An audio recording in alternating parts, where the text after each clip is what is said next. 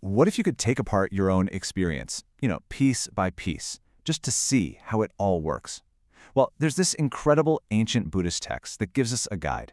It uses this one single powerful image to completely deconstruct the idea of a solid self. We're going to follow that trail. Okay, so this is the central metaphor of the whole text, the great discourse on the simile of the elephant's footprint. And it makes this really bold claim. It says that just like an elephant's footprint is so huge it can fit the footprints of every other animal inside of it, well, in the same way, one single core teaching, the Four Noble Truths, contains every single insight you need to find freedom from suffering. Everything. All right, Section 1, the elephant's footprint simile. It's all about how one big idea can contain everything else. So our first step, we're going to follow this footprint. We're going to unpack what's inside this single powerful concept and see how it gives us a complete map for understanding our own minds. And here they are, the Four Noble Truths. The truth of suffering, its cause, its end, and the path to its end. The text basically says that every single beneficial teaching you can think of fits right inside this framework.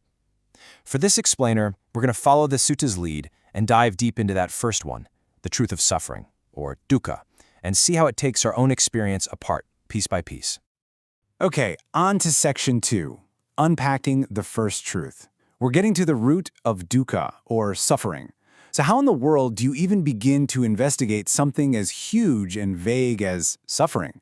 Well, the text method is almost forensic. It's not about some fuzzy feeling. It treats suffering as something you can actually deconstruct piece by piece to see what it's really made of. And boom, here it is. The text's razor-sharp diagnosis. It says suffering isn't just, pain or sadness. It's something much more specific. It's the very act of clinging to the parts of our moment-to-moment experience. And these parts, they're called the Five Aggregates.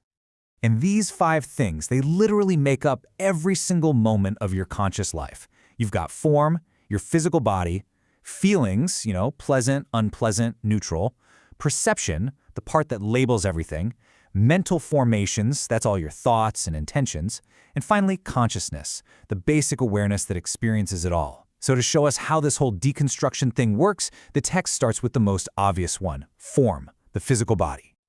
All right, Section 3, the body's 4 elements. We're deconstructing form into its basic parts. So what is this physical form, this body that we're so convinced is me?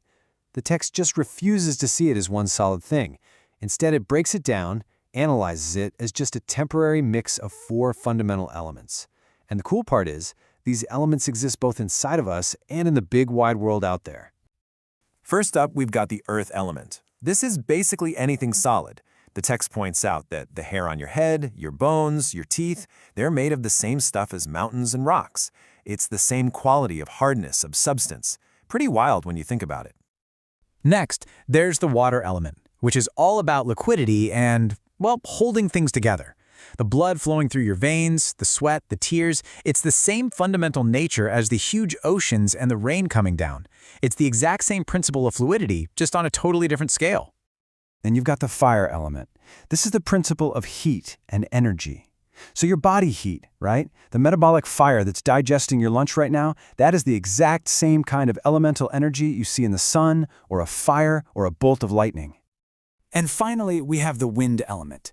This represents motion, dynamism, the breath moving in and out of your lungs, the way your arms and legs move. That's the same elemental force as the wind blowing outside your window. It's all connected. So after breaking down each element, the text repeats this incredibly powerful refrain. Dam ne tam mama, ne so hamasmi, na me so ata.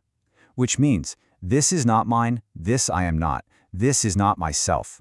See, when you really look at your body as just this temporary collection of borrowed impersonal elements, that's the insight that naturally comes up. And this logic isn't just for the body. It gets applied to our feelings, our thoughts, our consciousness, seeing them all as just fleeting events, not me or mine. It is a direct challenge to our deepest, most cherished sense of identity. Okay, Section 4, Lessons from a Raging World. So why should we cling to something so small and fragile? To really hammer this point home, the text scales way up.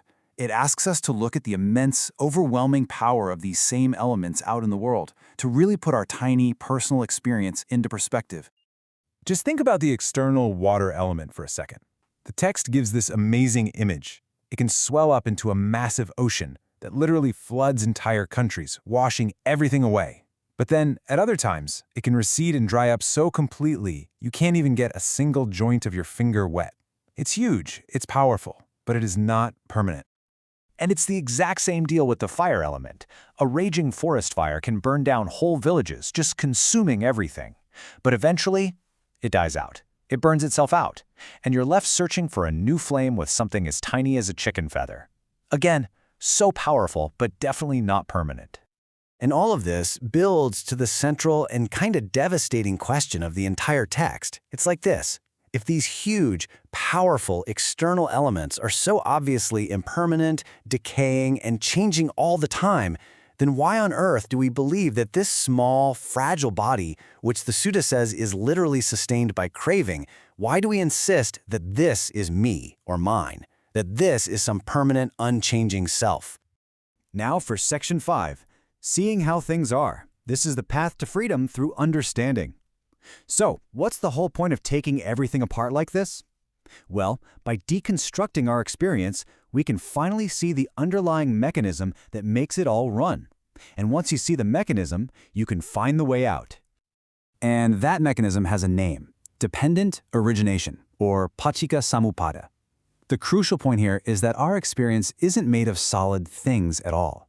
It's a dynamic process. Consciousness, for example, isn't some substance floating around in your head. It's an event that happens only when the right conditions come together. For seeing to happen, you need an eye, you need a shape to look at, and you need the act of looking. Take one away, and the experience of seeing vanishes. And this leads to one of the most profound statements from the Buddha. One who sees dependent origination sees the Dhamma. One who sees the Dhamma sees dependent origination. What he's saying is that understanding this interconnected, process-based nature of reality, that is the core insight. It's not just a cool philosophical idea. It's seeing the fundamental law of how everything actually operates. So the path to freedom unfolds in this really clear, logical sequence. Step 1. You see your experience for what it truly is, just an impersonal, conditioned flow of forms, feelings, and thoughts that are constantly arising and passing away. Step 2. You recognize that it's the desire and the clinging to this flow that is the actual cause of suffering. Step 3. You learn to release that clinging. And step 4. You experience the end of suffering. And just like that, we've come full circle. The entire teaching fits right inside that elephant's footprint. See, we started by looking at the first noble truth, suffering, and just by deconstructing that, we discovered the second truth, its cause, the third, its end, and the fourth, the path.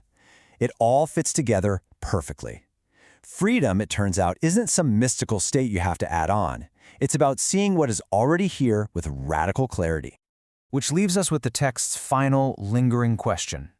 A question for you to take with you.